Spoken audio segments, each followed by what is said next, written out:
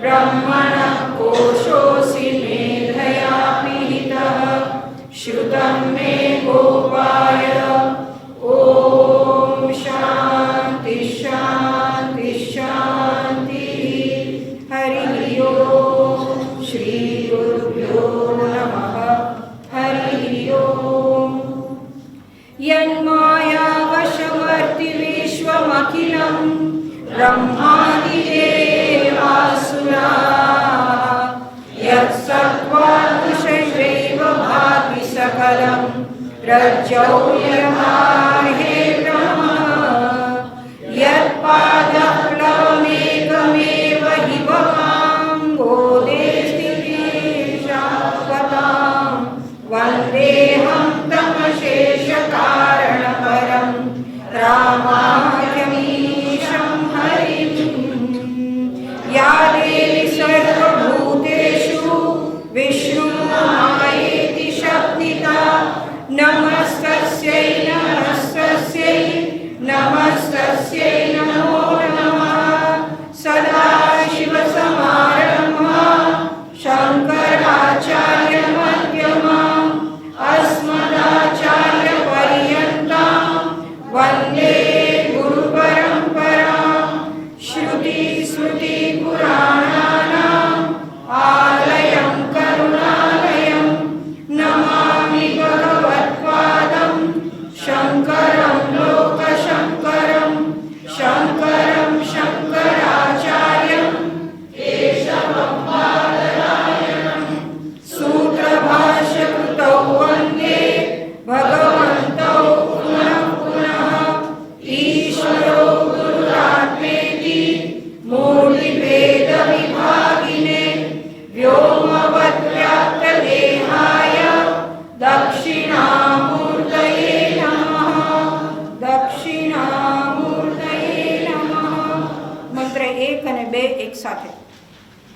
निरुपम नित्य निरंजनेऽप्यखिलखण्डे मयि चिति सर्वविकल्पनादिशून्ये घटयति जगदीश जीवभेदं त्वघटितघटनापटीयसि माया।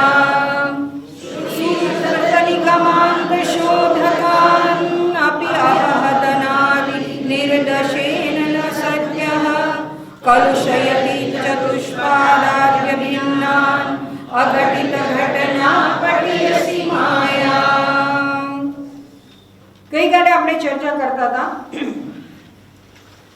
કે જ્યારે ઈશ્વર અને જીવનો ભેદ માયા દ્વારા રચાય ત્યારબાદ જીવ છે એ પોતાને જગત છે એનાથી ભિન્ન જાણે છે અને માટે જગત છે એના ભોગ છે એને સત્ય માની એનામાં પ્રવૃત્ત થાય ત્યારે માયા છે એ મોહ ઉત્પન્ન કરીને પોતાના પાશમાં એ જીવને લપેટી અને કઈ રીતે ધન વગેરે છે એમાં પ્રવૃત્ત કરાવી ચતુષ્પાદ અભિન્નાન એટલે કે પશુની સમાન છે એને કરી મૂકે છે। અને નારદજીએ જ્યારે નારાયણ હરિને શ્રી વિષ્ણુ ભગવાનને પૂછ્યું કે આનું કારણ શું, ત્યારે પ્રભુએ કહ્યું કે અશુભ સંકલ્પ એ જ કામના છે, એ માયાનું રૂપ છે અને એવા સમયે વ્યક્તિને સાધન ચતુષ્ટયત્વ છે એ પ્રાપ્ત કરવાની ઈચ્છા થતી નથી।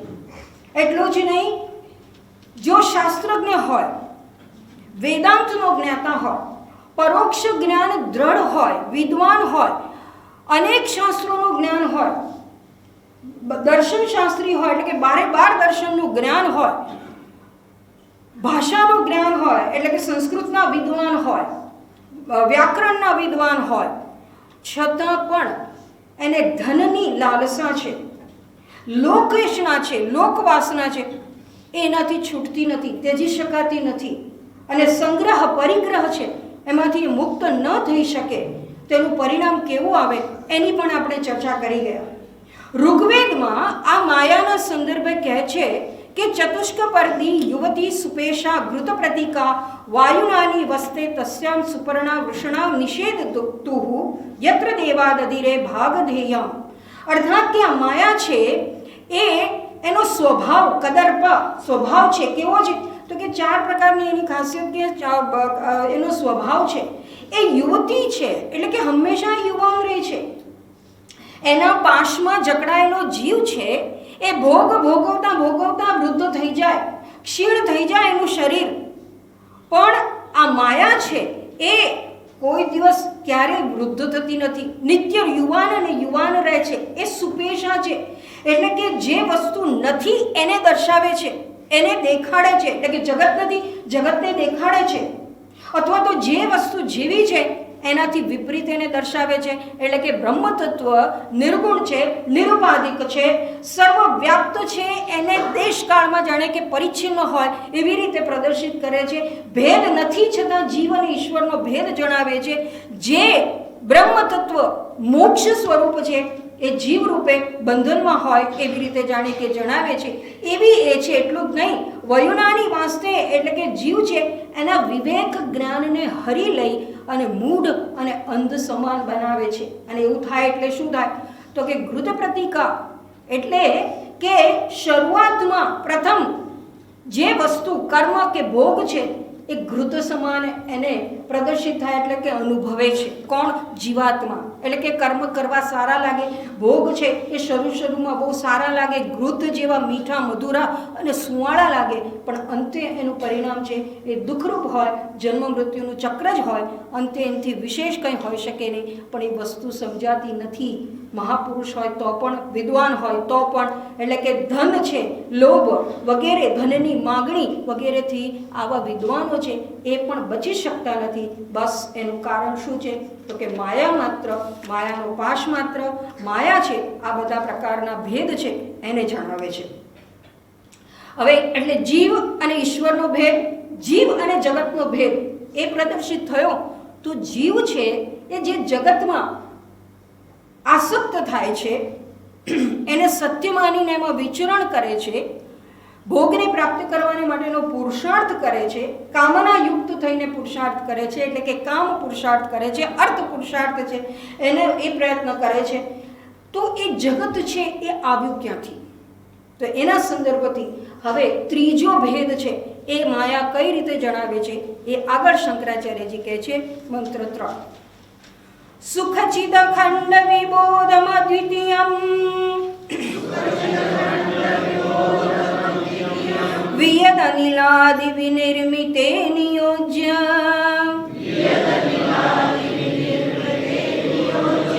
ભ્રમયતિ ભવસાગરે નિતાંતમ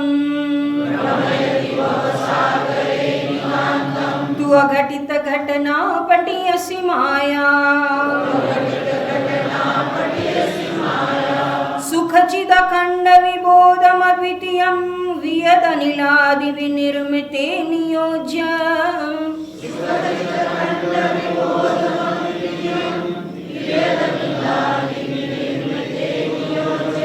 ભ્રમયતિ ભવસાગરે નિતાંતમ તુ અઘટિત ઘટના પટિયસી માયા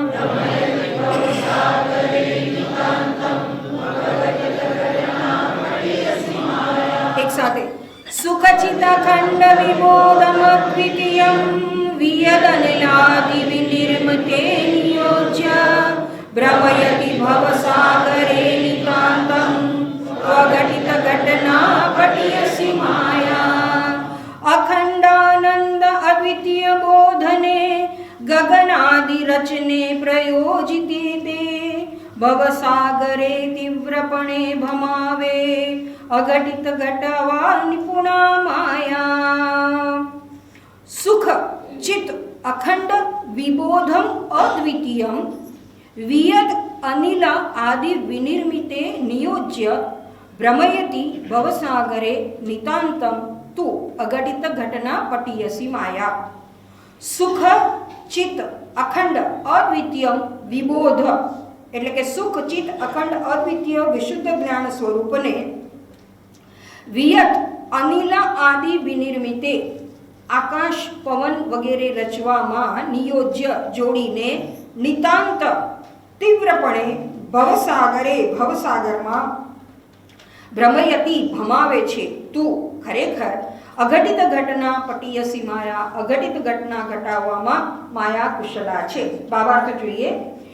આનંદ ચિત્ત અખંડ અને અદ્વિતીય શુદ્ધ જ્ઞાન સ્વરૂપને આકાશ વાયુ વગેરે નિર્માણ કરવા માટે તે કાર્ય કરવામાં જોડે છે અને તીવ્રપણે ભવસાગરમાં ત્યારબાદ ભમાવે છે. ખરેખર અઘટિત ઘટના ઘટાડવામાં માયા કુશળ છે. હવે અહીંયા કહે છે કે આ માયા છે એ જ જગત છે એનું નિર્માણ કરે છે. અર્થાત જ્યારે જીવ જગતમાં માયાના પાશમાં બંધાઈ જાય, જગતમાં પરિભ્રમણ કરે છે, ભોગ વગેરે ભોગવે છે, ત્યારે એને પોતાના સમ સ્વરૂપ છે એનું ભાન નથી, એનું એને વિસ્મરણ થઈ જાય અને સમતા દ્રષ્ટિ નથી.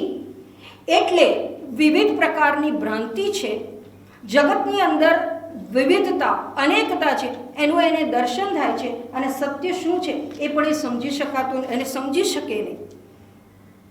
એક વખત એક સાધુ, એને થયું કે મારે ભગવાનના દર્શન કરવા છે.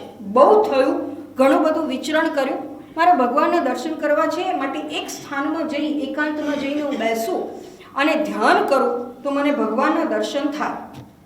એકાંત ગુફામાં ગયા, 15 વર્ષ વીતી ગયા પણ એને ભગવાનના દર્શન થયા નહીં.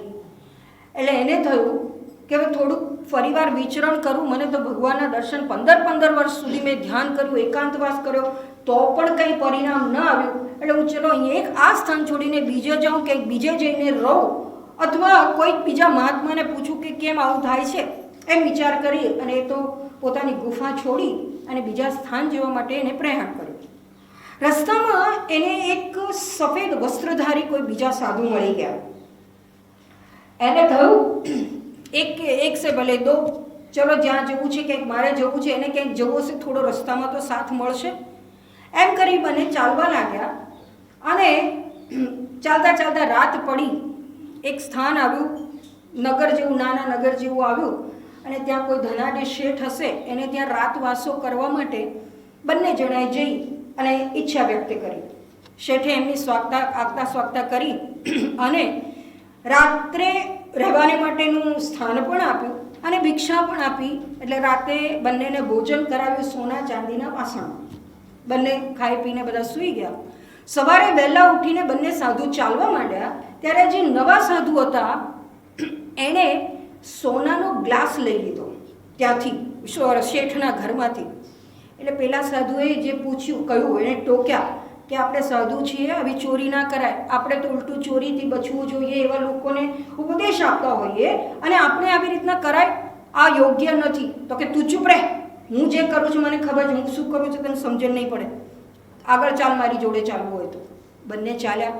દિવસભર ચાલતા ચાલતા ચાલતા બીજે ગામ આવ્યા અને જે ગામમાં આવ્યા ત્યાં પહેલું જ ઘર આવ્યું એ કોઈ ગરીબ નિર્ધનનું ઘર હતું. એમાં એ રાતવાસો રહેવાનું નક્કી કર્યું. પેલા જે નિર્ધન દંપતી હતું એમણે એને બોલાવી, બેસાડી, ભિક્ષા આપી અને રાતે સૂવાની સગવડ કરી આપી. પોતાની જે પાસે જે સગવડ હતી એમાંથી એમને બંનેને સહાયતા કરી. સવારે વહેલા ઉઠીને બંને ચાલ્યા. એટલે પેલા જે પહેલો સાધુ જેણે ધનવાનને ત્યાંથી સોનાનો ગ્લાસ લઈ લીધો હતો એ આ નિર્ધનના ઘરમાં મૂકી દીધો. પેલા સાધુને આ ગમ્યું, આ તમે યોગ્ય કર્યું, તું રે, ચૂપ રે, હું શું કરું છું નહીં બોલવાનું, ચૂપચાપ જોયા કર, મારી સાથે આવવું હોય તો. આગળ ચાલ્યા. ત્રીજો દિવસ થયો અને બીજે ગામ પહોંચ્યા. ત્યાં એક દંપતી હતું, એને નાનું સંતાન હતું. બંને જણા ત્યાં રહ્યા અને સવારે ગયા ત્યારે પેલા સાધુએ પેલું નાનું 2 વર્ષનું બાળક હતું એને મારી નાખ્યું. આગળ ચાલ્યા. હવે આનાથી બીજો જે પહેલો સાધુ હતો એને બહુ અકળામણ થઈ કે આને કંઈક શું કહેવું મારે. ઘડીક સારું કર્મ કરે છે, ઘડીક એટલું વિપરીત શાસ્ત્રથી તદ્દન વિરુદ્ધ કર્મ કરે છે. આગળ ચાલ્યા. ત્રીજી રાત ગઈ, ચોથી રાત આવી. બંને જણા રહ્યા. રસ્તામાં ચાલતા હતા ત્યાં એક યુવાન મળ્યો. એના હાથમાં કોઈ કાગળ હતો અને એ યુવાને અમને રસ્તો પૂછ્યો. એને એમ કે આ સાધુ આ બાજુથી ક્યાંકથી આવે છે તો આ રસ્તો ખબર હશે. એણે માર્ગદર્શન પૂછ્યું કે રસ્તો ક્યાં છે અને કેવી રીતે જવું એવું માર્ગદર્શન એને માગ્યું.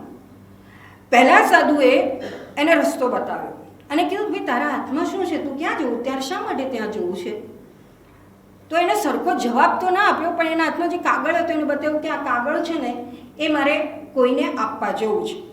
કાગળ વાંચ્યો, પહેલાં સાધુએ જોયું અને જોઈને તરત જ જે યુવાન હતો એને ત્યાં ને ત્યાં મારી નાખ્યો. હવે પહેલાં સાધુને બહુ અકળામણ થઈ, એટલો બધો ગુસ્સો આવ્યો, મારે તમારી જોડે જવું જ નથી, તમે જે કર્મ કરો છો એ તદ્દન વિપરીત છે. આવું તો હું તો ભગવાનને જોવા માટે, દર્શનને માટે નીકળ્યો હતો અને મેં 15 વર્ષ સાધના કરી, ના મળ્યા એટલે મને તો એક સ્થાનમાંથી બીજી જગ્યાએ જઈને પાછી બીજી વાર સાધના કરું, મને ભગવાન મળે. મારા તો નસીબ જ ફૂટલા કે તમારા જેવા કોઈ સાધુ મળી ગયા જે સાધુ વેશમાં છે, અંતે તો ઠગ છે, વગેરે વગેરે વગેરે બોલવાનું શરૂ કર્યું. એ બોલતા હતા ત્યાં સાધુ છે એ પોતે પોતાના નિજ સ્વરૂપમાં પ્રદર્શિત થયા. વાસ્તવમાં એ ભગવાન એને દર્શન આપવા આવેલા અને આપી અને એને કહ્યું તો કે ભાઈ તમે ભગવાન છો તો આવું કેમ કર્યું? દર્શન કર્યા અને પછી એને પોતાનો પ્રશ્ન પૂછ્યો. એટલે ભગવાન કહે છે, જો તમને જે વિષમતા દેખાય છે ને એ મારી દૃષ્ટિમાં નથી. ધનનો લોભ, ધનનું પ્રદર્શન, એ વસ્તુ ક્યાં અને કેવી રીતનું હોવું જોઈએ એ જ્યારે વ્યક્તિને ન ખબર હોય ને તો સાધુ સંતોને સોના ચાંદીના પાસણોમાં જમવાને માટે, ભિક્ષાને માટે આપે એ યોગ્ય નથી. સાધુ તો વિરક્ત મહાત્મા છે, એના વૈરાગ્ય છે, એની સામે આ ધન સંપત્તિનું પ્રદર્શન કરવાની જરૂર ખરી? એના વૈરાગ્ય છે, એને વિચલિત કરવાનો પ્રયત્ન કરવો જોઈએ નહીં. અને આવા ધન સંપત્તિનું પ્રદર્શન છે એ અહંકારની વૃદ્ધિ સિવાય કંઈ કરતું નથી, ધનનો લોભ ઉત્પન્ન કરે છે. અને માટે એ શેઠને બોધપાઠ આપવા માટે મેં સોનાનું પાત્ર છે એ લઈ લીધું છે. એનો અર્થ એવો નથી કે મને એની કામના છે. તો કે પેલો પછી તમે ત્યાં ગરીબને ત્યાં મૂક્યો કેમ? તો કે એટલા માટે કે સાધુ સંતને આવી રીતે ભિક્ષા આપવામાં આવે, એની આગતા સ્વાગતા કરવામાં આવે તો એનું શુભ પરિણામ થાય એવું જણાવવાને માટે અને આપણી સંસ્કૃતિ છે એના સુયોગ્ય રીતે એને દ્રઢ સંસ્કાર એના મનમાં પડે એટલે મેં ત્યાં મૂકી દીધો. તો કે ઠીક, પછી આગળ પેલા બાળકને શું, 2 વર્ષનું નાનું બાળક હતું, એણે શું ગુનો કર્યો તમે એને મારી નાખ્યો? તો કે તું એવું સમજે છે કે એને મારી નાખ્યો? મેં તો પેલા 2 દંપતી છે એની આસક્તિ છોડાવી છે. એ મારા ભક્ત હતા, પણ આ એનું નાનું બાળક છે એની ભક્તિમાં છે, એની વિઘ્નરૂપ હતું એટલે મેં એને એમાંથી છોડાવી દીધા, એની આસક્તિ એમાંથી છોડાવી દીધી. હવે મારી ભક્તિ છે પૂર્ણપણે કરશે. તો કે સારું, બધું સમજાયું. પેલા યુવાનને શું કામ માર્યો? તો કે યુવાન છે એ કોઈ પ્રધાનનો પુત્ર હતો અને એ જે દેશના રાજા મરી ગયા એના પછી એનો રાજકુંવર રાજા થવો જોઈએ, એને બદલે આ પ્રધાન પુત્ર છે એને લાલસા હતી કે હું રાજા થઉં, એટલા માટે રાજકુંવરને મારી નાખવા માંગતો હતો એટલે મેં એને મારી નાખ્યો. અર્થાત કે પોતાના અધિકારથી વિરુદ્ધ કોઈ કર્મ છે એ થવું ન જોઈએ એવું દર્શાવવા માટે મેં કરેલું છે. અને હું જ્યારે કંઈ કર્મ કરું છું એમાં કર્તૃત્વ નથી એટલે બંધન પણ ના હોય. અને હું જે કરું છું મારી દ્રષ્ટિ છે એ દ્રષ્ટિથી જુઓ તો એ વિષમતા ક્યાંય નથી, પણ આ સમતા ન જણાય. તો અહીંયા કહે છે કે તો ધન વગેરે છે એનો લોભ ઉત્પન્ન કરી એમાં બાંધી અને આ માયા છે એ વિપરીત દર્શન કરાવે છે, માયા મોહ છે એ ઉત્પન્ન કરે છે. એ માયા છે એ જે વાસ્તવમાં આ જગતની રચના કરે છે. અને કઈ રીતે કરે છે? અને તો કહે છે કે જે ખરેખર અખંડ છે, અદ્વિતીય છે, સુખ સ્વરૂપ છે, ચૈતન્ય સ્વરૂપ છે, આ બધા જ લક્ષણો આપણે પૂર્વેના પ્રથમ મંત્રની અંદર જોઈ ગયા. અહીંયા શંકરાચાર્યજી માત્ર એનો ઉલ્લેખ કરે છે. ખાસ કરીને નવો જો એક હોય તો સુખ અને વિબોધ એ બંને શબ્દો છે એ જરા નવા છે. સુખ એટલે આનંદ સ્વરૂપ, અનંત સ્વરૂપ અથવા તો પ્રિય, પરમ પ્રેમાસ્પદ, પંચદશીમાં જેને કહ્યું એ પરમ પ્રેમાસ્પદ સ્વરૂપ છે અથવા તો મારું આત્મ સ્વરૂપ પ્રિય છે, સુખ સ્વરૂપ છે, આનંદ સ્વરૂપ છે. એ આનંદ જે અવસ્થાગત નથી, જે વિષયને આધારે નથી. વિષયને આધારે જે આનંદ હોય એ આવનારો જનારો હોય. વિષય બદલાય તો આનંદ જે આવતો હતો, જે ભોગ દ્વારા આનંદ પ્રાપ્ત થતો હતો એ ચાલ્યો જશે. એટલે કે આનંદનો યોગ થાય અને વિયોગ થાય. એટલું જ નહીં, જે અવસ્થાગત આનંદ છે એ અવસ્થા બદલાતા એ આનંદ ચાલ્યો જાય. જાગ્રત અવસ્થામાં જે ભોગ ભોગવતા હતા અને આનંદ આવતો હતો એ સ્વપ્નમાં નથી રહેતો. એટલું જ નહીં, સુષુપ્તિમાં નથી સ્વપ્નનું જગત, નથી જાગ્રતનું જગત, એના કોઈ વિષયો નથી, એના ભોગ નથી, અને છતાં પણ વધુમાં વધુનો આનંદ છે એનો અનુભવ થાય છે. કે એ સમયે હું મારા આનંદ સ્વરૂપની નજીક છું, પણ એનું મને ભાન નથી. અને આ જ્ઞાનનું સૂક્ષ્મ આવરણ હોવા છતાં પણ આનંદ છે એની પરાકાષ્ઠા છે. વધારેમાં વધારે 2 અવસ્થા કરતાં સુષુપ્તિમાં આનંદ છે, સુખ છે, એનો વધુ અનુભવ થાય છે. પણ એ આનંદ અજ્ઞાન દ્વારા આવૃત છે, અને માટે સુષુપ્તિમાં જાગતાની સાથે જ એ આનંદ ચાલ્યો જાય. અને જાગ્રત પ્રાપ્ત થતાની સાથે આપણી ઉપાધિ, આપણી સાંસારિક જવાબદારીઓ, કર્મ, સુખ, દુઃખ વગેરે છે એનું સ્મરણ થાય, અને પાછો જીવ છે એ જ સુખી દુઃખી થાય છે, શોકગ્રસ્ત છે એ થઈ જાય છે. એટલે અહીંયા કહે છે એ આનંદ સ્વરૂપ સુખ જેને અહીંયા કહ્યું એ એવો અવસ્થાગત પ્રાપ્ત કરવાની વસ્તુ નથી, એટલે વિકારી નથી, પરિવર્તનશીલ નથી, એ નિત્ય છે. એ નિત્ય આનંદ સ્વરૂપ છે એ અખંડ અને અદ્વિતીય છે. અખંડ એટલે કે પૂર્ણ સ્વરૂપ છે, ભેદ રહિત છે. અદ્વિતીય છે, જે છાંદોગ્ય ઉપનિષદમાં કહ્યું એમ એકમ એવ અદ્વિતીયમ, એટલે એક અને એક જ છે અને અદ્વિતીય જ છે. એકમ એવ અદ્વિતીયમ એટલે ગઈકાલે જોઈ ગયા તેમ સજાતીય વિજાતીય સ્વગત ભેદ રહિત છે.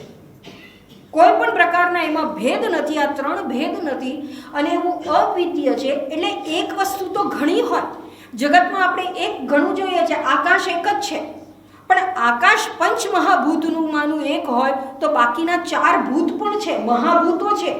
એટલે આકાશ એક કહેવાય, અદ્વિતીય ન કહેવાય. પણ અહીંયા કહે છે કે એ જે મારું આનંદ સ્વરૂપ છે એ બ્રહ્મ સ્વરૂપ એક છે, અદ્વિતીય છે. એટલે એના જેવું કંઈ નથી, એનાથી અન્ય કંઈ નથી, અને એ જે એક છે અદ્વિતીય છે એ પણ અખંડ છે. એટલે એની અંદર એવા સ્વગત ભેદ પણ નથી.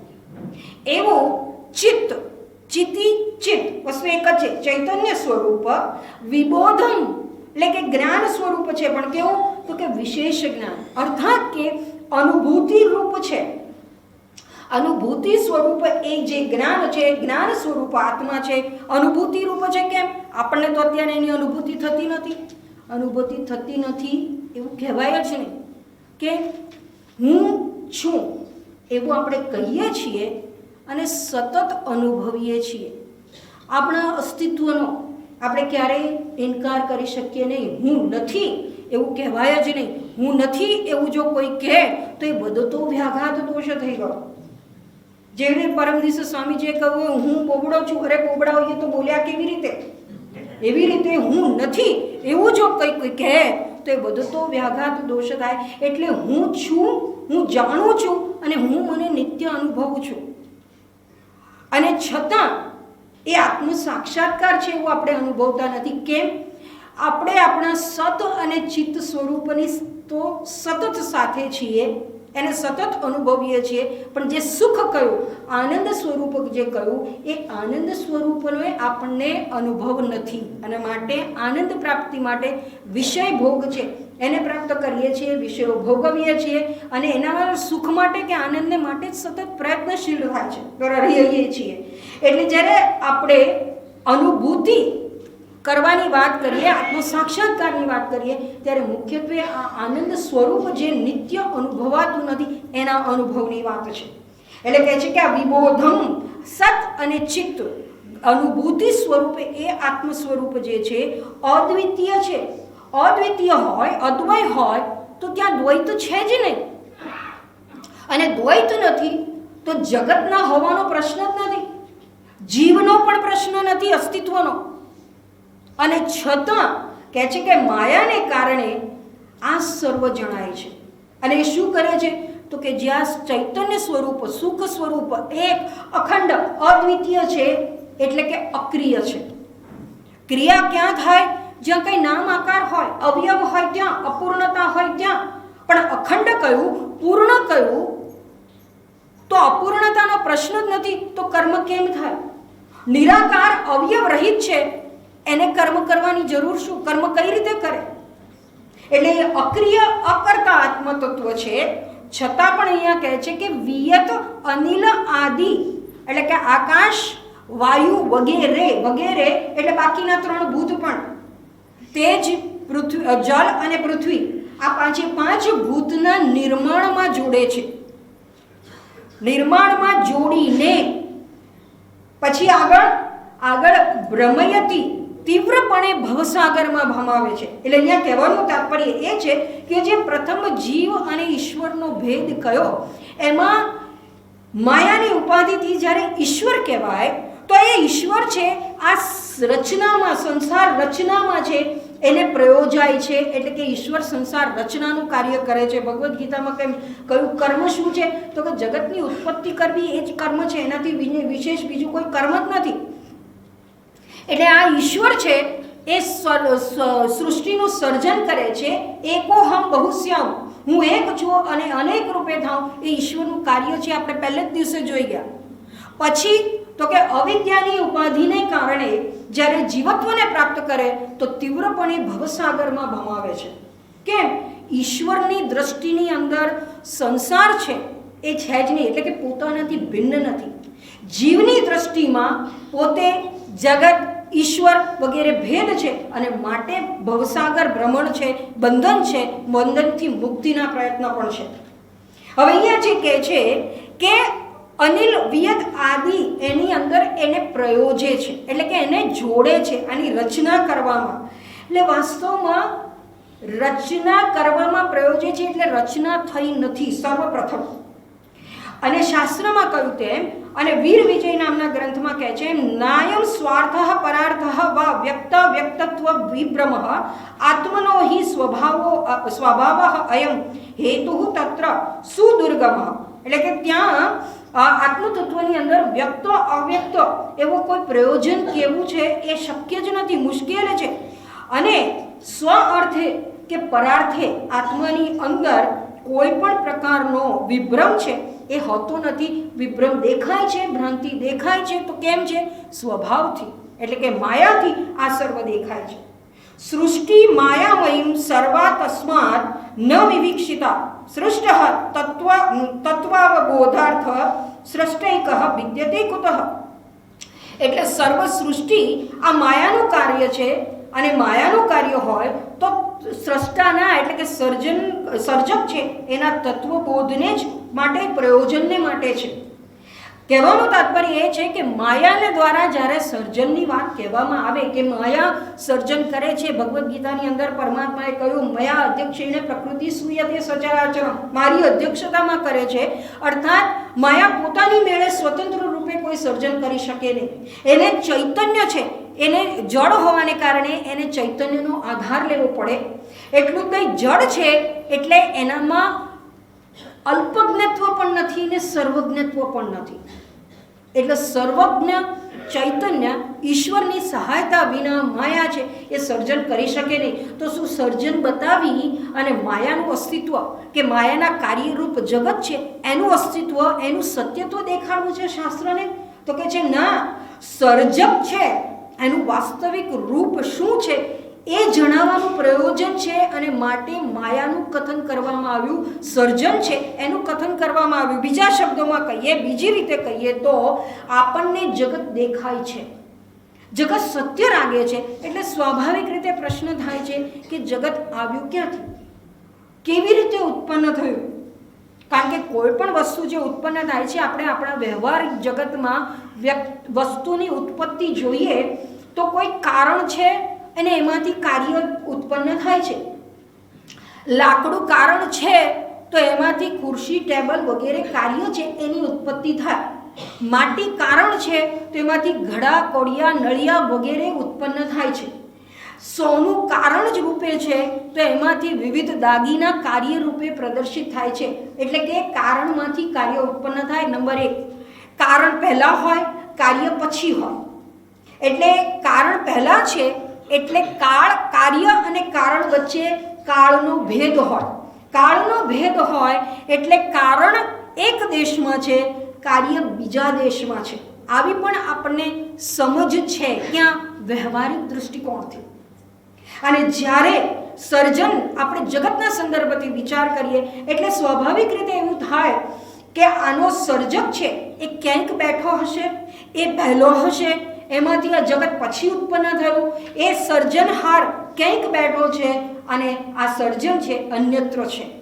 એટલે જો આપણે સનાતન ધર્મ એના દર્શનના દ્રષ્ટિકોણથી જોવા જઈએ અને બીજા ધર્મોની સંસ્કૃતિને વિચારણા કરીએ, એમાં બહુ મોટો ફેર છે. ક્રિશ્ચનિટીમાં ક્રિશ્ચન એવું કહેશે કે આ દરેક વસ્તુની રચના ભગવાને કરી. ક્યાં કરી? તો કે સ્વર્ગમાં રહીને. તો સ્વર્ગની રચના કરીએ ત્યારે ક્યાં હતો? નરકમાં. અને પૃથ્વી તો હતી જ નહીં, જગત તો હતું જ નહીં, તો જગતમાં હોવાનો પ્રશ્ન નહોતો. તો જ્યારે જગતની રચના કરી ત્યારે સ્વર્ગમાં હતો, તો સ્વર્ગની રચના જગત પહેલા કરી, તો સ્વર્ગની રચના કરી ત્યારે એ ક્યાં હતો? જો નરકમાં નહોતો તો એ તો બેઘર હતો, ઘર વગરનો હતો. એવો જ અર્થ થાય. આપણે શાસ્ત્ર એવું નથી કહેતું. કેમ? ભેદ જણાય છે દેશ અને કાળનો, કાર્ય અને કારણનો. આ બધા ભેદ માયાકૃત છે. દેશકાળની માયા, રાગ દ્વેષની માયા, નામ રૂપની માયા, અહમતા મમતાની માયા. તો પછી સર્જન થાય છે કેવી રીતે? અને ભેદ છે ખરેખર છે ખરો? કારણ કે આપણે ભેદની વાત કરીએ, કાર્યકારણની વાત કરીએ અને કહીએ છીએ કે માટીમાંથી ઘડો બન્યો, લાકડામાંથી ટેબલ બન્યું, સોનામાંથી વીંટી બની, તો એનો બનાવનાર જે છે એ કુંભાર હોય, સુથાર હોય કે સોની હોય, એ તો એના કાર્યથી જુદો છે ને. વીંટીથી સોનું જુદું નથી, પણ સોનાર જુદો છે. ટેબલ બન્યું છે એનાથી લાકડું ભલે જુદું નથી, પણ સુથાર જુદો છે. કુંભાર ઘડાથી જુદો છે, માટી જુદી હોય કે ન હોય. એટલે સર્જન અને સર્જકનો ભેદ છે એ આપણે જોયો છે. અને માટે જગતની અંદર પણ ઈશ્વર સર્જક અને જગતરૂપી સર્જન છે, એમાં બે ભેદ હોય, જુદા હોય, એવું આપણે સ્વાભાવિક રીતે માની લઈએ છીએ. અને એ આધારે જો માયા સર્જન કરે તો સર્વપ્રથમ સર્જે છે શું? તો કે પ્રથમ આકાશનું સર્જન કરે છે. આપણા ઉપનિષદોમાં મેં કહ્યું કેવી રીતે? એ તસ્માત આત્મનઃ આકાશ સંભૂત, આકાશાદ વાયુ, વાયુર અનિલ, જળ અને પૃથ્વી, એમ આખી સૃષ્ટિની ઉત્પત્તિ થઈ. દરેક ઉપનિષદમાં જુદી જુદી રીતે એનું કથન છે એ કરવામાં આવ્યું. પંચદશીમાં કહ્યું કે આ માયા છે, એ માયામાંથી સર્વપ્રથમ મહત્તત્વની ઉત્પત્તિ થઈ. એટલે પહેલા સર્વપ્રથમ સમષ્ટિ અહંકારની ઉત્પત્તિ થઈ, એમાંથી મહત્તત્વ એટલે સમષ્ટિ બુદ્ધિની ઉત્પત્તિ થઈ, એમાંથી આકાશ, આકાશથી વાયુ, વાયુથી તેજ, તેજથી જળ અને જળથી પૃથ્વીની ઉત્પત્તિ થઈ. અને પછી તો કે આ તો બધા સૂક્ષ્મ ભૂતો હતા, તન્માત્રા રૂપે હતા. એના અપંચીકરણ અને પંચીકરણથી સ્થૂળ અને સૂક્ષ્મ સૃષ્ટિ છે એની ઉત્પત્તિ થઈ. હવે ઉપનિષદમાં પંચદશી જેવા ગ્રંથની અંદર, પ્રકરણ ગ્રંથની અંદર આવી વાત કરવામાં આવી, તો પુરાણોની અંદર ઉત્પત્તિના સંદર્ભથી તદ્દન જુદું કહેવામાં આવે. શું કહેવાય? તો કે બ્રહ્માજીએ સર્જન કર્યું. તો આ કઈ સૃષ્ટિ, કયું સર્જન સાચું? બ્રહ્માજીએ સર્જન કર્યું એ સાચું? પ્રકૃતિ કે માયામાંથી સર્જન થયું એ સાચું? કે એતસ્માત આત્મનઃ આકાશ સંભૂતો એટલે કે બ્રહ્મમાંથી ઉત્પત્તિ થઈ, કયું સાચું? સમજવું શું? તો કે જેવી રીતે આપણે ત્યાં શાસ્ત્રની અંદર 4 પ્રકારના પ્રલયની વાત કરી. નિત્ય પ્રલય, નૈમિતિક પ્રલય, પ્રાકૃતિક પ્રલય, મહાપ્રલય અને આત્યંતિક પ્રલય. 5 થાય કુલ. એવી જ રીતે ઉત્પત્તિ પણ 5 પ્રકારની કરી. નિત્ય પ્રલય અને નિત્ય પ્રકૃતિ ઉત્પત્તિ. નિત્ય પ્રલય એટલે આપણે રોજ રોજ જે સૂઈ જઈએ છીએ તે, એટલે આપણી વ્યક્તિગત સૃષ્ટિ આપણા માટે દેખાતી નથી, દર્શન થતું નથી. એટલું જ નહીં, આપણું જે બાહ્ય જગત જેને કહીએ છીએ એનું પણ આપણને દર્શન થતું નથી. પ્રલય થઈ ગયો, પતી ગયું. બીજે દિવસે ઉઠીએ છીએ અને આપણે ફરીવાર આપણે સૃષ્ટિ છે એનું દર્શન કરીએ છીએ, આપણી વ્યક્તિગત સૃષ્ટિ અને બાહ્ય જગત જે દેખાય છે તેને. નૈમિતિક પ્રલય એટલે કે વ્યક્તિનું મૃત્યુ થઈ જાય એટલે એના માટે એ સંસાર, એ સંબંધો એ પૂરા થઈ ગયા. નવો જન્મ, નવી કિલ્લી, નવો દાવ, નવો જન્મ, નવો સંસાર, નવો સંબંધો. પછી પ્રાકૃતિક પ્રલય, એટલે આ જગતની એક ચોક્કસ સમયે ઉત્પત્તિ થઈ છે, તો હવે એનો નાશ પણ થશે. પણ એ નાશ કેવો છે? એ નાશ મહાપ્રલય નથી. એટલે પ્રાકૃતિક પ્રલય એટલે બ્રહ્માજીનો દિવસ પૂરો થાય અને રાત્રિ શરૂ થાય, એ પ્રલય થાય. એ મહાપ્રલય એટલે બ્રહ્માજીનું આયુષ્ય પૂરું થઈ ગયું અને બીજા બ્રહ્માજી આવી બીજી સૃષ્ટિ રચે, તો એ વચ્ચેનો સમય છે. એ સમય દરમિયાન જે આપણી આ સૃષ્ટિ છે એ પૂરેપૂરી નષ્ટ થઈ જાય, એને કહેવાય મહાપ્રલય. અને અંતે હોય આત્યંતિક પ્રલય, એટલે કે જ્ઞાન દ્વારા જ્યારે સમસ્ત જગતનો બાદ થઈ જાય, જેને જ્ઞાન થાય એને માટે સમસ્તનો જગતનો કાર્ય કારણ સહિત બધો જે બાદ થઈ જાય છે એને આત્યંતિક પ્રલય છે એ કહેવામાં આવે છે. એવી રીતે અહીંયા ઉત્પત્તિ છે એ પણ 5 પ્રકારની છે. નિત્ય ઉત્પત્તિ એટલે કે પદાર્થોની અંદર થતું પરિવર્તન. અને આપણે એમ કહીએ છીએ કે નાશ થાય છે, વાસ્તવમાં કોઈ વસ્તુનો નાશ થતો જ નથી. નાશ એટલે જે પદાર્થ છે એ પોતાનું મૂળ રૂપ ત્યાગી અને અન્ય રૂપ ધારણ કરે, એ એનો નાશ કહીએ, એને પરિવર્તન કહીએ. એટલે એની એક રૂપનો નાશ થયો તો બીજું રૂપ ઉત્પન્ન થયું. આ રૂમાલ છે, એ રૂમાલના ટુકડા કરી નાખવામાં આવે તો હવે રૂમાલ જે અખંડ કહેવાતો હતો, જે મોઢું લૂછવામાં, હાથ લૂછવામાં કામ આવતો હતો, એ હવે નહીં આવે. એટલે રૂમાલનો નાશ થયો, પણ પેલી ચીંદડી છે એની ઉત્પત્તિ થઈ, જે ટુકડાની ઉત્પત્તિ થઈ, એનાથી ઘણું બીજું કાર્ય કરી શકાય. કંઈ લૂછવામાં કામ આવે, બાળવામાં કામ આવે, વગેરે વગેરે. આ રૂમાલને બાળી નાખીએ, રાખ થઈ, એટલે એના રૂપનું પરિવર્તન થઈ ગયું અને રાખ છે એની ઉત્પત્તિ થઈ. એટલે આ નિત્ય ઉત્પત્તિ કહેવાય. પછી કહે છે કે નૈમિત્તિક ઉત્પત્તિ, એટલે કે બ્રહ્માજીનો જ્યારે દિવસની શરૂઆત થાય અને ત્યારે જે જગતની ઉત્પત્તિ થાય એને નૈમિત્તિક કહેવાય. પ્રાકૃતિક એટલે કે પ્રકૃતિના 3 ગુણ છે એના વિકારથી જે ઉત્પત્તિ થાય તે, એટલે કે જે આપણે કહી કે 3 ગુણ, એમાંથી સમષ્ટિ અહંકારની ઉત્પત્તિ થઈ, એમાંથી મહત્તત્વમાંથી પંચ મહાભૂત, તન્માત્રા વગેરે વગેરે, એ પ્રકૃતિથી ઉત્પન્ન થયેલી સૃષ્ટિ કહેવાય. પછી દ્રષ્ટિ સૃષ્ટિ એટલે કે વ્યક્તિની, હવે અહીંયા મહત્વની વસ્તુ છે કે ભવબંધન થાય છે, તીવ્રપણે ભવસાગરે ભમાવે. એ કઈ રીતે? અહીંયા સમજાય કે દ્રષ્ટિ એવી સૃષ્ટિ, વ્યક્તિની જેવી દ્રષ્ટિ હોય એવી એને સૃષ્ટિ છે, દેખાય છે, પોતે સૃષ્ટિ જુએ છે. એટલે કે આ જે જગત બન્યું છે એ જગત સારું છે, ખરાબ છે, સારું નથી, થોડું સારું, થોડું ખરાબ, આવી બધી જે માન્યતાઓ છે એનું કારણ વ્યક્તિનો અનુભવ, વ્યક્તિના સંસ્કાર, વ્યક્તિની દ્રષ્ટિ છે. અને અંતે હોય વિજ્ઞાન દ્વારા ઉત્પત્તિ, એટલે કે વિજ્ઞાનના કહેવા મુજબ આકાશગંગા, નિહારિકાઓ વગેરેની ઉત્પત્તિ થઈ. બિગ બેંગની જે થિયરી કહેવામાં આવે છે એ પ્રમાણે આખું જગત છે એ ઉત્પન્ન થયું, એવું જે કહેવાય. આ 5 પ્રકારની રૂપે ઉત્પત્તિ છે એને કહેવામાં આવે છે. આ જે 5 વસ્તુ કહીને એમાં વિજ્ઞાન કહો કે દ્રષ્ટિવાળી વાત કરો, એ કોઈ આપણા શાસ્ત્રથી અન્ય નથી, કે શાસ્ત્રથી જુદી વાત નથી. વિજ્ઞાને કીધી એ શાસ્ત્રથી જુદી વાત છે જ નહીં.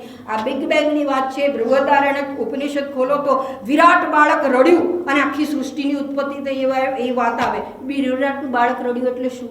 આ બિગ બેંગ મોટા ધડાકા સાથે ઉત્પત્તિ થઈ, એવું ત્યાં જ પણ કહેલું છે.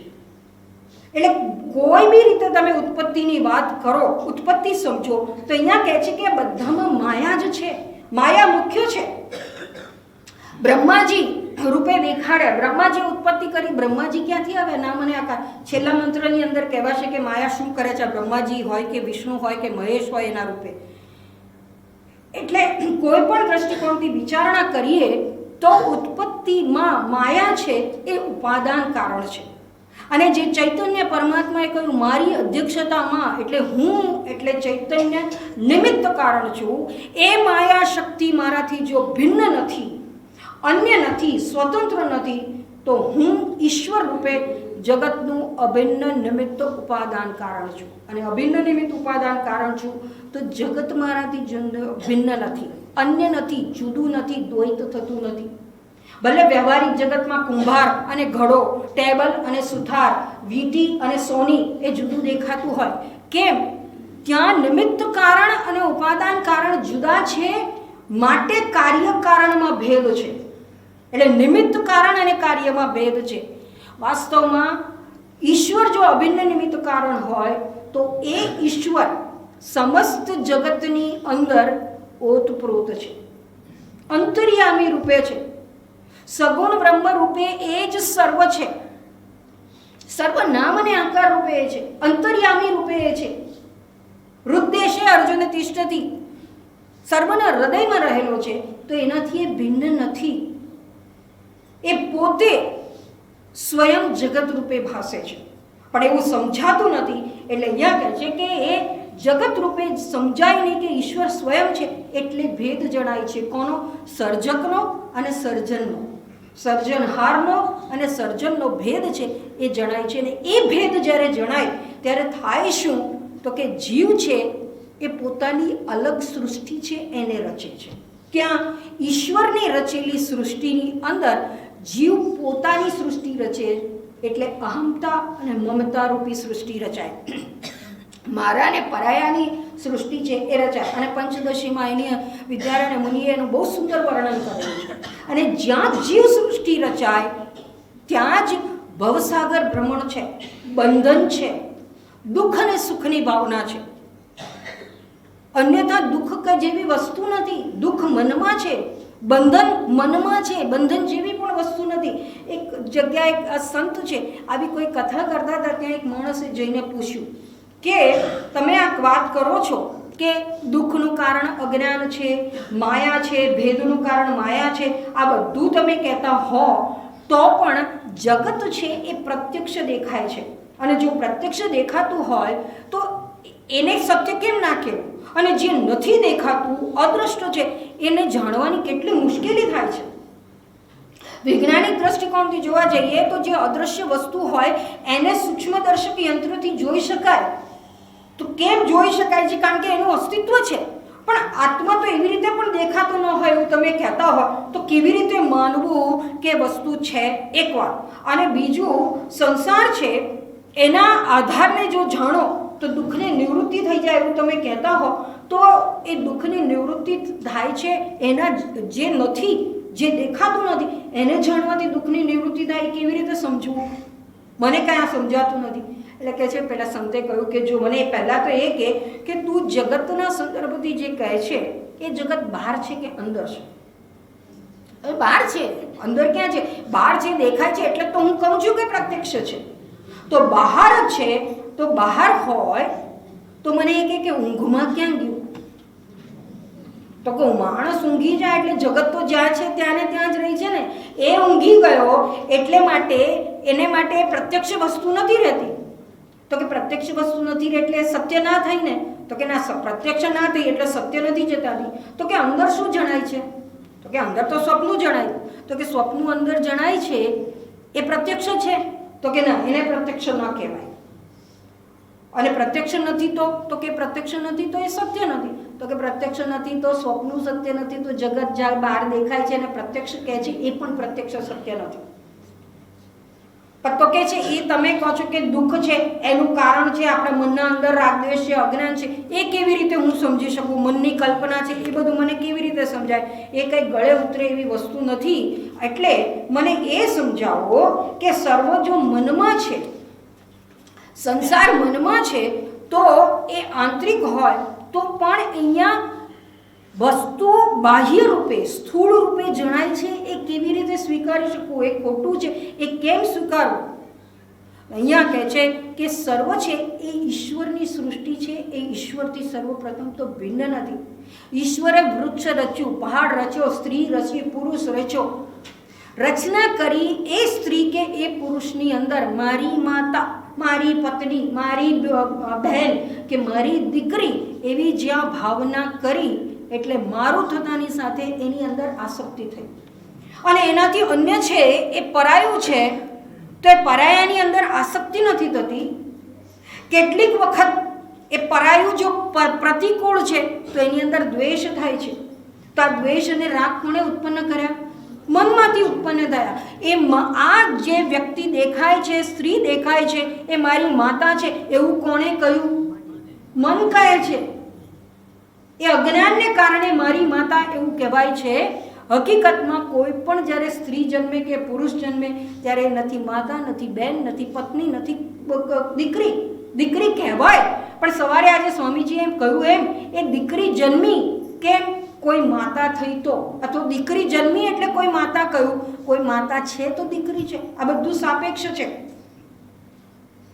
અને એમાં જ્યારે આસક્તિ થાય છે ત્યારે જ એ સુખ અને દુઃખની ઉત્પત્તિ થાય છે. એ મારું થયું, એ મારા છે એને નુકસાન થયું એટલે દુઃખ થયું. મારું છે એનો વિયોગ ના થવો જોઈએ. મારું છે અનુકૂળ છે, ભોગ્ય વસ્તુ છે, હું એનો ભોગતા છું, એમ એને માટેના એના પ્રતિ કર્મો થાય. એ પછી સ્થૂળ વસ્તુ હોય, જળ વસ્તુ હોય કે ચૈતન્ય વસ્તુ હોય, એ કર્મ થાય, એનું ફળ બંધાય. અને એમ ભ્રમયતી ભવસાગરે નિતાંત, તીવ્રપણે આ જીવ છે એને એ ભમાવે છે. અને જે વસ્તુ નથી એને એ રીતે દેખાડે છે, એને ભ્રમાવે છે. એટલે શું કે વસ્તુ જો ખરેખર ન જ હોય અને છતાં ભ્રમ ઉત્પન્ન થાય તો નથી એને સત્ય રૂપે સમજાવે છે. એક ઉદાહરણ જોઈએ. એક જમીનદાર હતા અને એના પુત્રના લગ્ન કોઈ નિર્ધન ઘરની છોકરી સાથે થયા. હવે આ બહુ મોટા ઘરમાં, પૈસાવાળા ઘરમાં આવી છોકરી. એના ઘરમાં તો ખાવાના સાંસા હાંડલા કુસ્તી કરતા હોય એવી પરિસ્થિતિ હોય, અને અહીંયા આવી તો ઘરમાં બધી રેલમ છે, કોઈ વસ્તુની ઉણપ નહીં, કોઈ કશું એને કરવાની ના પાડે. પણ છતાં આવા મોટા ઘરમાં આવી હોય તો અમુક ચોક્કસ રીતે વ્યવહાર કરવો પડે, રહેવું પડે. મહેમાનો આવે તો વ્યવસ્થિત કપડાં બપડા પહેરીને તૈયાર થઈને રહેવું પડે, બધાની આવતા સ્વાતા કરવી પડે, બોલ ચાલમાં કંઈક ફેરફાર કરવો પડે. આ બધું એ બી છોકરી માટે બહુ મુશ્કેલ હતું. અને ખાસ કરીને જે વસ્તુ, આ બધી વસ્તુ એ પોતાની છે, એ પછી ઘરના વિવિધ રાચરચીલું હોય કે બીજી કોઈ સંપત્તિ હોય, ખાનપાનની વસ્તુ હોય, આ પોતાનું ઘર છે તો બધું પોતાનું છે એવું હજુ એને મનથી અનુભવાતું નહોતું. અને પેલું બહુ નિર્ધન ઘરમાંથી આવેલી એટલે માંડ માંડ ખાવા મળતું હોય તો અહીંયા આટલા બધા ખાવા પીવાની કોઈ છૂટ એટલી બધી, કોઈ કંઈ પણ જાતની ઉણપ જ નહીં. છતાં પણ એના સંસ્કાર એવા કે કંઈક ખાવાનું હોય તો પહેલાં એવું ઘરમાં હોય કે થોડુંક ખાવાનું આવ્યું હોય તો બીજા ભાઈ બહેનને બીજાને આપી દેવું પડે. એના કરતાં પોતે છુપાઈને ખાઈ લે. પછી શું તો બીજાને મળે કે ના મળે. આ સંસ્કાર એના ચાલુ રહેલા. એટલે કંઈક નવું જુએ એટલે બીજા બધાથી છુપાઈને ખૂણામાં જઈને પોતાના રૂમમાં લઈ જાય અને ખાય. એક વખત કંઈક નવી વસ્તુ ઘરમાં બની હશે, મીઠાઈ કે એવું કંઈ પણ, અને એને થયું કે આ તો મેં કોઈ દિવસ ખાધું જ નથી, પણ આ બધાને જ્યારે ભેગા મળે ત્યારે ખાવાનું આવે ત્યારે મારા હાથમાં આવશે કે નહીં આવે, મને ખાવા મળશે કે નહીં મળે, એમ વિચારી અને એને થોડુંક એ બધું જે રસોડામાં હતું એમાંથી થોડુંક ડબ્બામાં કે વાસણમાં લઈ અને પોતાના રૂમમાં લઈ અને ખાવા માંડ્યું. હવે થયું એવું કે આમ સમી સાંજ થતી હતી એટલે અજવાળું ઓછું થતું જાય, અને એને કારણે બહાર, બારીની બહાર કંઈક વૃક્ષની ડાળીઓ એવી રીતની રચાઈને એના પાંદડા એવી રીતનો પડછાયો પડતો હતો કે જાણે કોઈક માણસ ઊભો છે. આમ પેલો કંઈ મોટો ડગલો પહેરીને માણસ ઊભો હોય એવું થયું. એટલે એને થયું કે આ ભૂત છે. અને ભૂતે જોઈ ગયું. શું જોઈ ગયું? હું છુપાઈને ખાઉં છું એવું જોઈ ગયું. હવે બહુ ડરી ગઈ અને 2 દિવસ સુધી તો કંઈ બોલે નહીં, ચિંતામાં ને ચિંતામાં રહે. હવે એના વરને થયું કે આને થયું શું? એટલે એને પૂછ્યું કે ભાઈ તું 2 દિવસથી આટલી બધી ચિંતિત કેમ દેખાય? શું થયું? કોઈએ કાંઈ કહ્યું કે તારી તબિયત નથી સારી? શું થયું છે? એટલે એણે ડરતા પોતાના પતિને કહ્યું કે ભાઈ હું કાલે છે છુપાઈને પેલી મીઠાઈ આપણે ઘરમાં બનાવી હતી ને તો એ છુપાઈને ખાતી હતી ને તો ભૂત જોઈ ગયું. હવે ભૂત બધું આખા ગામમાં કહી દેશે તો, કારણ કે હવે હું જમીનદારની પત્ની છું અને પુત્રવધુ છું, અને કોઈ આવું જોઈ જાય ગામમાં ને ખબર પડી જાય તો મારું શું થાય? હવે એનો પતિ બી ગભરાયો. એણે જઈને એના પિતાને કહ્યું, જમીનદારને કહ્યું કે ભાઈ આવું થઈ ગયું, બાપુજી આવું થઈ ગયું છે. એટલે જમીનદાર કહે છે કંઈ વાંધો નહીં, આપણે એવું કરીએ જ્યોતિષને બોલાવીને પૂછીએ, કંઈક રસ્તો કાઢીએ, આ ભૂતનું નિવારણ કેમ કરવું. એને જ્યોતિષને બોલાવ્યા અને પૂછ્યું એ જ્યોતિષ કહે છે કાંઈ કરવું નથી, એવું કરીએ કે ગામમાં ઢંઢેરો પીટાઈ ગયો. શું? તો કે ભૂત આવીને જો એમ કે જમીનદારની પુત્રવધુએ છુપાઈને ખાવાનું ખાધું છે તો માનવાનું નહીં. લો, ઢંઢેરો પીટાઈ ગયો. ખબર પડવાની નહોતી, બધી પડી ગઈ. હવે આખી વાતમાં ભૂત જ નથી, પણ શું જોયું? નથી એનું દર્શન કર્યું, એને સાચું માન્યું. ભૂતનું સર્જન થયું છે ક્યાંથી? ક્યાંથી નહીં, મનમાંથી. અને એ મનમાંથી સર્જન થયું, જે નથી એ દેખાયું, અને એને કારણે એને જે પાછું એનું પ્રચાર પણ થઈ ગયો. આખી વાતમાં ભૂત જ નહોતું, છતાં એનો પ્રસાર થઈ ગયો. એટલે અહીંયા કહેવાનું તાત્પર્ય એ છે કે એવી જ રીતે આ જગતની અંદર માયા છે એ નથી એને દેખાડે, એને સાચું માનીએ અને એમાં રાગ અને દ્વેષ થાય, આસક્તિ થાય, એટલે બંધન છે એની પ્રાપ્તિ થાય છે, ભવભ્રમણ છે એની પ્રાપ્તિ થાય છે. એટલે વીર વિજય નામના ગ્રંથમાં મંગલનાથજી કહે છે અનાદિ માયા સુપ્ત સોપાય મોક્ષ કલ્પિતમ વાસમ તથા. હવે આ માયા છે એ જો આટલું દેખાડતી હોય તો એમાંથી ઉગરવું કઈ રીતે, એમાંથી બહાર કેવી રીતે નીકળાય? તો કે અનાદિ માયામાં સુપ્ત થયેલો જીવ છે એને બંધનની કલ્પના કરી, મુક્ત હોવા છતાં બંધનની કલ્પના કરી, તો હવે મુક્તિની પણ કલ્પના કરશે. કેમ? એણે ભૂત જોયું અને ભૂત મને બધાને કહી દેશે તો. હવે જ્યોતિષે ઉપાય બતાવ્યો એટલે બધાને નિરાશ થઈ ગઈ કે હાશ, હવે ભૂત કોઈને નહીં કહી દે. એટલે પણ તમે જ કહી દીધું. એનું શું? બધું માયા કારણે, ભ્રમ કારણે, અથવા તો ભ્રાંતિ કારણે આ સર્વની પ્રાપ્તિ થાય છે. એટલે અહીંયા આકાશ વગેરેની ઉત્પત્તિ કરી તો એ દેશની વાત કરી, અને ઉત્પત્તિ થઈ તો ક્યારે? એક સમયે થઈ, તો કાળની પણ વાત કરી. તો દેશ અને કાળ છે એનું ત્યાં કથન કર્યું. હવે આ દેશ અને કાળ છે એ પહેલા હતા અને જગત પછી આવ્યું, કે જગત જ્યારે ઉત્પન્ન થયું ત્યારે જગત, દેશ અને કાળ ઉત્પન્ન થાય છે. કાળ પહેલા અને જગત પછી એવું નથી. સ્વપ્નની અંદર કોઈ અહીંયા જે ક્રમ કયો છે એવો વિયદ અનલ અનિલાદિ એવો ક્રમ છે ખરો? નહીં. અને કાળ, દેશ અને કાળ એવો સમય છે ખરો? એવો કોઈ ભ્રાંતિ છે ખરી કે પહેલા કાળ ઉત્પન્ન થયો પછી જગત ઉત્પન્ન થયું? નહીં. જે ક્ષણે સ્વપ્ન સૃષ્ટિ દેખાય એ જ ક્ષણે કાળ નવો ઉત્પન્ન થાય છે. બપોરે 12 વાગે આપણે ખાઈ પીને સૂઈ ગયા અને ઊંઘી ગયા, અને ઊંઘમાં રાતના 12 વાગ્યા, રાતના 2 વાગે જોયા, તો કાળ પહેલા નથી આવતો. જે ક્ષણે સ્વપ્ન સૃષ્ટિ જોઈ એ જ સમયે રાતના 12 વાગ્યાનો સમય આપણે જોઈએ છીએ. એવી જ રીતે જગત જ્યારે જોઈએ ત્યારે જ સમય છે એનું, કાળ છે એનું ભાન થાય, અને કાળનું ભાન થાય તો દેશનું ભાન થાય. નંબર 1. નંબર 2, આ જગત એ ઘટના કે બનાવ છે. એ ગઈકાલે જોઈ ગયા. તો એ ઘટના કે બનાવ છે એનો જો કોઈ જોનાર હોય તો એ દ્રશ્ય છે. દ્રષ્ટા છે તો જ દ્રશ્ય છે. એટલે જ કહ્યું કે દ્રષ્ટિ હોય તો સૃષ્ટિ છે, અને જેવી દ્રષ્ટિ હોય એવી સૃષ્ટિ છે. जंगल में मोर नाचा, किसने देखा? किसी ने नहीं देखा तो मोर नाचा ही नहीं. પતી ગઈ વાત. એવી જ રીતે આપણે જ્યારે જગતને જોઈએ છીએ અને જગત જે ભાગને જોઈએ છે જગતના, એ જ આટલું જ સત્ય છે આપણે માટે. પછી શ્રવણથી કરે, સાંભળીએ, અનુમાન કરીએ, વસ્તુ જુદી, એટલું પણ સાચું થાય. પણ જગતમાં અત્યારે કોઈક ખૂણામાં કોઈક મરી ગયું, કોઈકનું ખૂન થઈ ગયું, કોઈને ત્યાં કંઈ શુભ પ્રસંગ થયો, એના આપણે દ્રષ્ટા નથી, એના આપણે શ્રોતા પણ નથી, તો એ ઘટના, એ બનાવ આપણે માટે નથી. એવી રીતે સુષુપ્તિમાં આપણે સૂઈ ગયા, આપણે જગતને જોતા નથી, સાંભળતા નથી, અનુભવતા નથી, માટે આપણે માટે જગત રહેતું નથી. અને જગત રહેતું ન હોય તો એ જગતની ઉત્પત્તિ આકાશ વગેરે રૂપે થઈ, એનો સર્જનહાર એનાથી ભિન્ન છે કે અભિન્ન છે, આ બધી વિચારણા છે એ યોગ્ય જ નથી. અને છતાં એ વિચારણા છે એ કરાવે છે કોણ? એની ભ્રાંતિ ઉત્પન્ન કરે છે કોણ? તો કે માયા એની વસ્તુ છે, એની ઉત્પત્તિ કરે છે. માયા જ આ સર્વ છે એને જણાવે છે.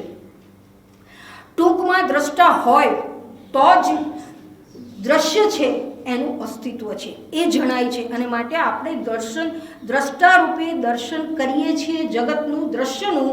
તો વિચારણા આવે કે આ જગત આવ્યું ક્યાંથી? તો શાસ્ત્રએ આખી આપી દીધી પરંપરા કે માયા આવી, માયા દ્વારા સર્જન થયું, માયા ઉપાદાન કારણ છે, ઈશ્વર નિમિત્ત કારણ છે. માયાની ઉપાધિથી જે નિર્ગુણ નિરુપાધિક બ્રહ્મ છે એ ઈશ્વર ઉપાધિવાન કહેવાયો.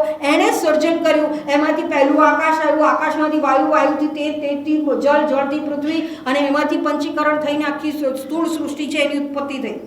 અપંચીકરણથી સૂક્ષ્મ સૃષ્ટિ છે એની ઉત્પત્તિ થઈ. આ આખી વાત જે કહેવા આવી અહીંયા એ કહે છે કે એને એટલે કે માયા છે એને એ જ્યારે સૃષ્ટિમાં સત્યત્વની બુદ્ધિ આપે છે એનું નિવારણ કરવું મહત્વનું છે. અને એવું જગત જે સત્ય નથી એને સત્ય જણાવવામાં જ માયા છે એ કુશળ છે. અઘટિત ઘટના પટીયસી માયા. અને માટે અહીંયા કહે છે કે જે એમાં સત્યત્વની બુદ્ધિ છે એને ત્યાગ કરવાનો, એમાંથી છૂટવાનો છે એ પ્રયત્ન કરવો જોઈએ. અને વાસ્તવમાં એ જ ખરેખર આ જે પૂર્વે કહ્યું, પ્રથમ દિવસે કહ્યું એમ બળ છે, વીર્ય છે, સામર્થ્ય કે શૌર્ય છે એ કહેવું જોઈએ. હવે આ જગત અને જીવનો ભેદ જણાવ્યો, તો હવે જીવનો ભેદ છે એ માયા દ્વારા છે. કઈ રીતે છે એ આગળ જણાવે છે મંત્ર 4. અપગત ગુણ વર્ણ જાતિ ભેદે સુખચિતિ વિપ્રવિડાદ્યહંકૃતિ ચ સ્ફુટયતિ સુતદારા ગેહમોહમ ત્વઘટિત ઘટના પટીયસી માયા. અપગત ગુણ વર્ણ જાતિ ભેદે સુખચિતિ વિપ્રવિડાદ્યહંકૃતિ ચ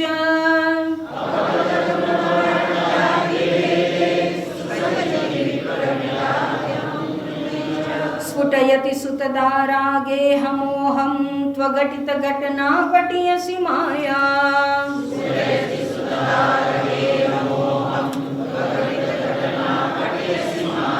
ગુણ વર્ણ જાતિ ભેદ વિણ સુખચિતિ માહે વિપ્રવિદૂષકત્વે અહં જગાવિને સુતદારા ગૃહ મોહ સ્ફુરાવે અઘટિત ઘટના કૃતા માયા. ગુણ અપગત ગુણ વર્ણ જાતિ ભેદે સુખચિતિ વિપ્ર વીડ આદિ અહંકૃતિ ચ સ્ફુટયતિ સૂતદારા ગેહમોહમ તુ અઘટિત ઘટના પટીયસી માયા. અપગત જે છે શબ્દ એ ગુણ વર્ણ જાતિ એ દરેકની સાથે પ્રયોજાય એટલે કે છે ગુણ વર્ણ જાતિ ભેદ અપગત. ગુણ વર્ણ અને જાતિના ભેદ રહિત અપગત એટલે જેમાંથી ચાલ્યા ગયા છે એવું સુખચિતિ સુખ ચૈતન્ય સ્વરૂપ એટલે કે આનંદ અને ચૈતન્ય સ્વરૂપ બ્રહ્મની અંદર વિપ્ર વીડ આદિ બ્રાહ્મણ વિદુષક વગેરે અહંકૃતિ વગેરે અહંકાર અને ચ સૂત દાર અથવા તો દારા પુત્ર પત્ની ક્ષેત્ર ગેહ ઘર એમાં મોહમ સ્ફુટયતિ મોહની સ્ફુરણા કરીને અઘટિત ઘટના માયા પટીયસી અઘટિત ઘટાડવામાં માયા કુશળ છે. ગુણ વર્ણ જાતિ ભેદ રહિત આનંદ અને જ્ઞાન સ્વરૂપની અંદર વિપ્ર વિદુષક વગેરે અહંકાર અને પુત્ર પત્ની ક્ષેત્ર ઘર વગેરેમાં મોહનું સ્ફુરણ કરાવનારી માયા ખરેખર અઘટિત ઘટના ઘટાડવામાં દક્ષ છે.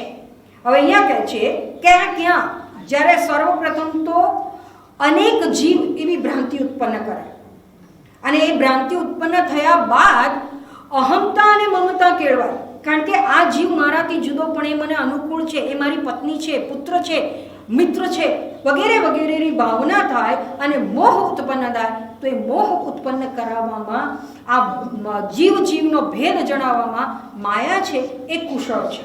હવે આ જીવના ભેદ તો છે નહીં, કેવી રીતે નથી, અને માયા જ્યારે જણાવે ત્યારે મોહ ઉત્પન્ન થઈ અને કઈ રીતે બંધન થાય છે એનું અહીંયા જે કથન કરે છે આવતીકાલે જોઈશું. ઓમ પૂર્ણમદ પૂર્ણમિદં પૂર્ણાત પૂર્ણમુદચ્યતે પૂર્ણસ્ય પૂર્ણમાદાય પૂર્ણમેવાવશિષ્યતે. ઓમ હરિ ઓમ શ્રી ગુરુભ્યો નમઃ હરિ